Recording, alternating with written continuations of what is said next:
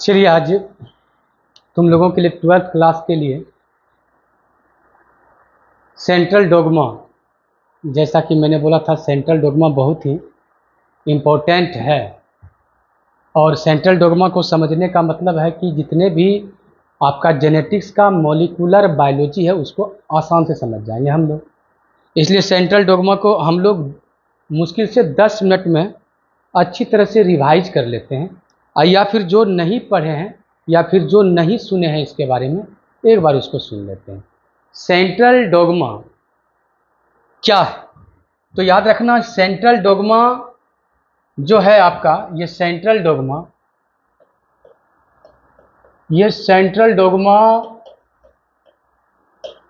ये molecular biology का एक नींव है, इसको कहते हैं स्तंभ, पिलर।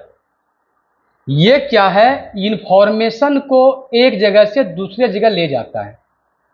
यानी हमारे मॉलिक्यूलर बायोलॉजी में अगर मैं बात करूं, तुमने सुना है डीएनए, और डीएनए से फिर आरएनए बनना, आरएनए से फिर प्रोटीन बनना। ये जो इंफॉर्मेशन का एक जगह से दूसरे जगह ये बहाव होता है, यानी एक जगह से दूसरी जगह ट्रांसफर होता है, इसे ही हम सेंट्रल डोग्मा कहते हैं। सेंट्रल डोग्मा देने वाले कौन थे? तो ये आप जान लो, सेंट्रल डोग्मा देने वाले कौन थे? Temin and Baltimore. याद रखना किसने दिया था?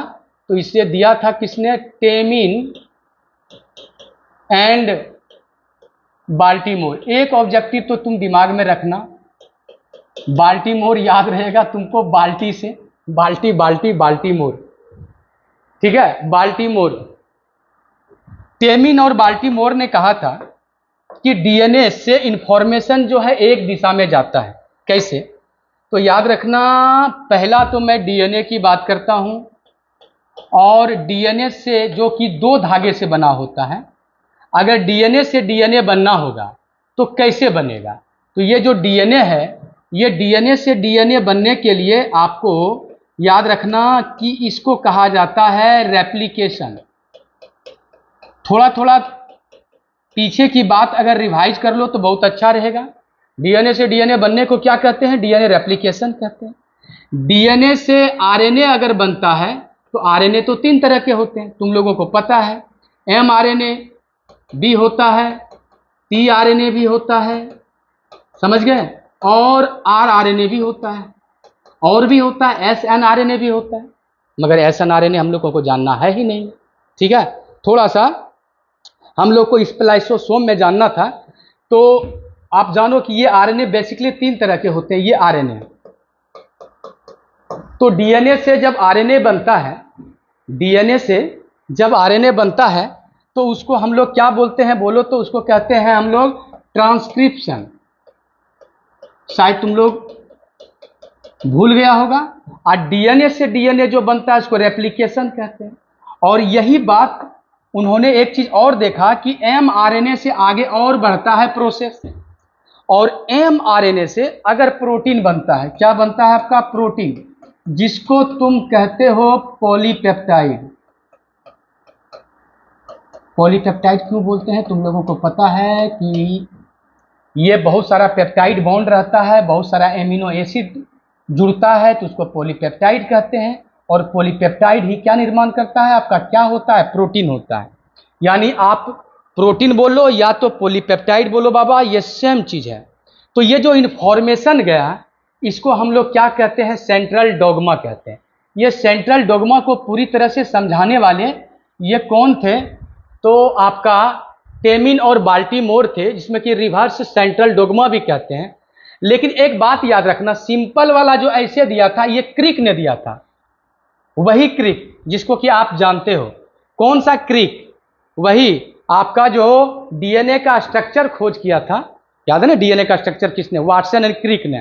तो ये सिंपल जो इंफॉर्मेशन दिया था, ये दिया था किसने? क्रिक। तो ये एक चीज याद रखना, ये वाला कि सेंट्रल डोग्मा अगर सिंपली कहा जाए, डीएनए से आरएनए और आरएनए से प्रोटीन बनता है, तो इसको देने वाले कौन थे? तो क्रिक थे। कौन थे? क्रिक, ठीक है। लेकिन अगर ये आपका एमआरएनए से डीएनए बनता है, यानी इंफॉर्मेशन अपोजिट भी होता है, जिसको हम लोग कहते हैं रिवर्स ट्रांसक्रिप्शन, ये बात बताने वाला अच्छी तरह से कौन थे? ये थे टेमिन और बाल्टीमोर। इसलिए मैं कहता हूं कि सेंट्रल डोग्मा को अच्छी तरह से समझाने वाला टेमिन और बाल्टीमोर थे, लेकिन हाँ, इसको शुरुआत में देने वाले कौन थे? क्रिक थे। तो अगर इसका इंफॉर्मेशन को अगर मैं लिखूं कि कैसे लिखा जाता है, तो सिंपली मैं तुमसे यही कहूंगा कि आप ऐसे रखो दिमाग में बैठ, सेंट्रल डोग्मा को आप रिवर्स में भी याद कर सकते हो। तुमको पता है कि बहुत सारा वायरस है जिसमें आरएनए जेनेटिक मटेरियल होता है, जिसको हम लोग रेट्रो वायरस कहते हैं। यह जो रेट्रो वायरस है, इसमें जेनेटिक मटेरियल अगर आरएनए है तो हम लोगों में आकर के ये डीएनए बनाता है। कैसे बनाता है? तो याद रखें, तो सबसे बड़ा बात है कि डीएनए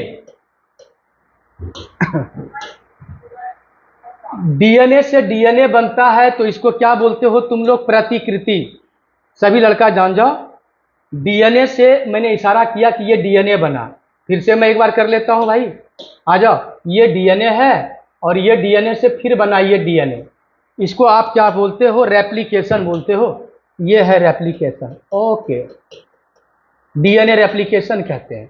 और इसको हिंदी में बोलते हैं प्रतिकृति। चलो भाई, ये बात बताने वाले क्रिक थे। और फिर जो है बात आया डीएनए से क्या बनना है? आरएनए। तो आरएनए तो बहुत तरह के होते हैं, ये आरएनए तो बहुत तरह के होते हैं। तो मैंने बोला था ये आरएनए आपका कौन कौन होते हैं भाई? ये होता है एमआरएनए भी होता है, टीआरएनए भी होता है, आरआरएनए भी होता है। ये 3 तरह के आरएनए होते हैं। तो कोई भी तरह का आरएनए बनेगा तो डीएनए से आरएनए बनता है।